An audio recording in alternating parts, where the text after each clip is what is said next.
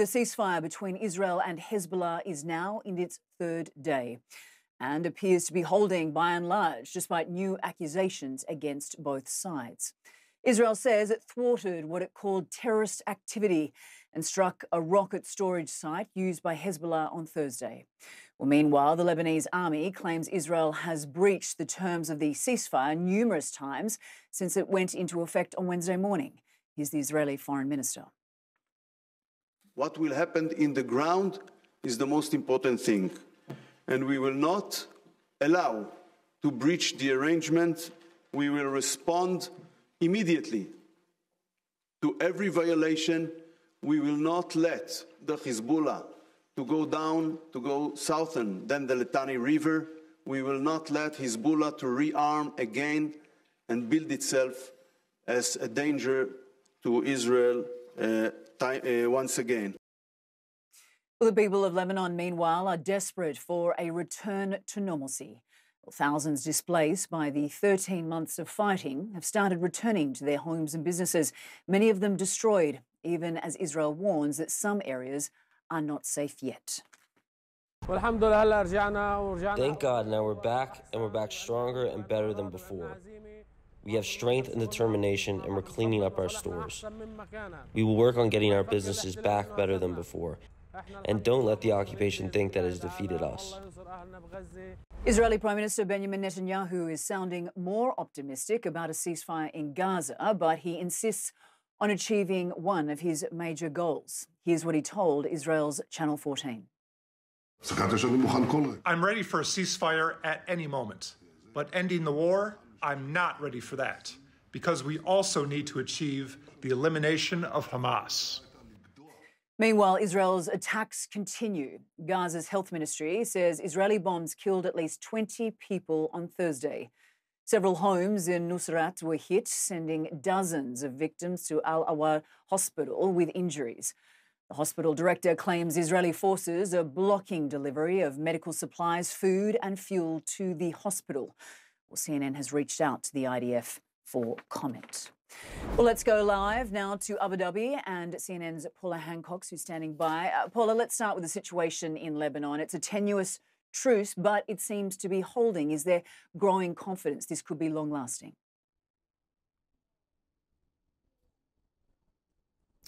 Well, Anna, I don't think there's growing confidence yet. There is certainly cautious optimism when it comes to those in Lebanon that this could last. But of course, there are some in Israel that still don't agree with the fact this ceasefire was carried out in the first place.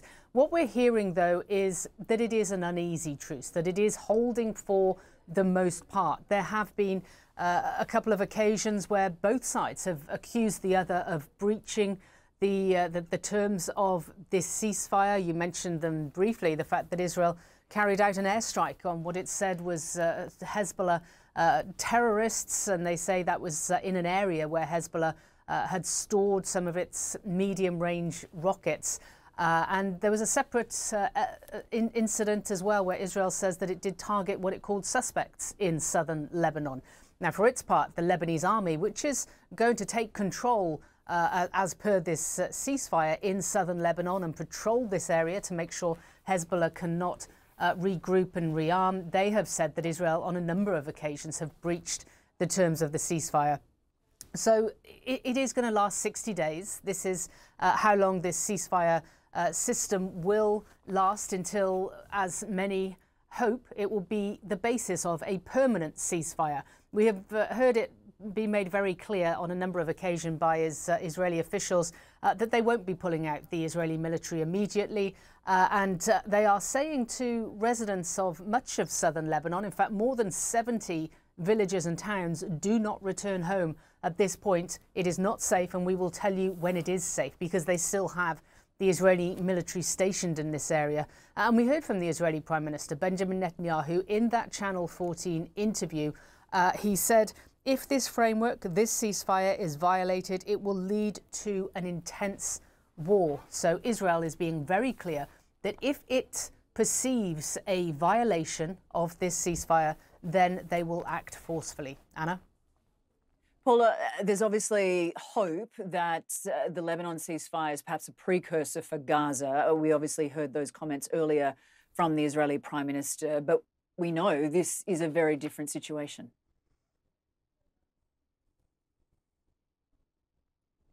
And that's what Netanyahu said, Anna. He said that there were two very different directives and objectives when it came to these two wars. In Lebanon, the Israeli military and the government said that they wanted to be able to move tens of thousands of residents back to the border and make it safe for them. In Gaza, they have been very clear, the Prime Minister saying he wants to eliminate Hamas. So what he's saying is he's very happy to have a ceasefire at this point, and he believes that the killing of the former chief, Yahya Sinwar, will make that easier, something that Washington has backed up. But he's not ready for the end of the war. Now, of course, what that does is it makes it very difficult for those who are going to be mediating and negotiating to try and convince Hamas to sign on to a deal where the war is not going to be ended. We've heard from Hamas itself saying that they want a permanent ceasefire and the complete withdrawal of IDF troops from Gaza. Everything we're hearing from the Israeli side suggests that that is not what Netanyahu is looking at this point. Anna? Paula Hancock's in Abu Dhabi. Good to see you. Appreciate the report. Thank you. Well, Salah El Maknouk is a non-resident fellow at the Middle East Institute. He joins us now from Beirut. Salah, thank you for joining us. I want to start with how people are feeling returning to their homes in Lebanon, to these devastated neighbourhoods. There's obviously a mixture of emotions. What have you been witnessing where you are in Beirut? Good morning, Anna. Thank you for having me. So for about 48 hours, self-evidently, there was a feeling of relief. The solid majority of Lebanese want this war to end, but not only for it to end, but for this to be the last war where Lebanon is used as proxy territory for regional battles. However, beginning yesterday, I would say the mood of cautious optimism has begun to be restrained, if not to, I wouldn't go as far as to say that it is now behind us.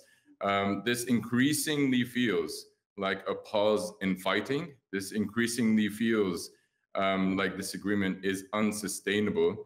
All signs do point out to the intention predominantly of Hezbollah of circumventing this agreement.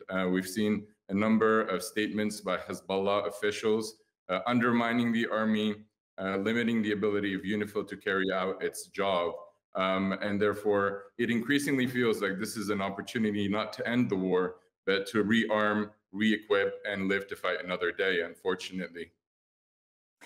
I would like to talk more about why you feel this truce is unsustainable, because obviously we saw Israel strike Hezbollah militants, but there didn't seem to be an indication or a desire that either side wants to return to all-out war. That's not how you're reading the situation. Anna, we've seen this movie before. This is a repeat of 2006 on steroids. What happened in 2006 is after an initial early acquiescence of Hezbollah to the terms of the agreement, we saw attack on UNIFIL peacekeepers. We saw an overtaking of the Lebanese government in 2008. And since then, there was a gradual process of rearming and re-equipping, which led us to the current war. So what I've seen over the past 48 hours in terms of statements by Hezbollah officials actually point out to the fact that this agreement will not in fact be sustainable as imagined by the mediator, which is the United States. And if this pause in fighting wants to have a chance of survival, there needs to be a very concerted effort by the international community to keep its eye on the ball and not repeat the mistakes of 2006, primarily by, sorry. Oh, Salah, I was just going to say, if this is as tenuous as what you are saying, I guess this does not bode well for a ceasefire in Gaza. I don't think. I think there's an overstating of the intrinsic relationship between a ceasefire in Lebanon and ceasefire in Gaza. The situation in Gaza has its own very difficult particularities and would need to be solved on its own. But at least vis-a-vis Lebanon, unless there's a concerted and holistic effort to support the Lebanese army, to ensure that the Lebanese government is standing by this deal, and to make sure that UNIFIL soldiers do not behave as hostages, but rather as sovereignty-enhancing peacekeepers. In addition to making sure that Iran wants to push Hezbollah to abide by this deal, there's very little chance that this deal will lead to a permanent situation of calm and stability here in Lebanon.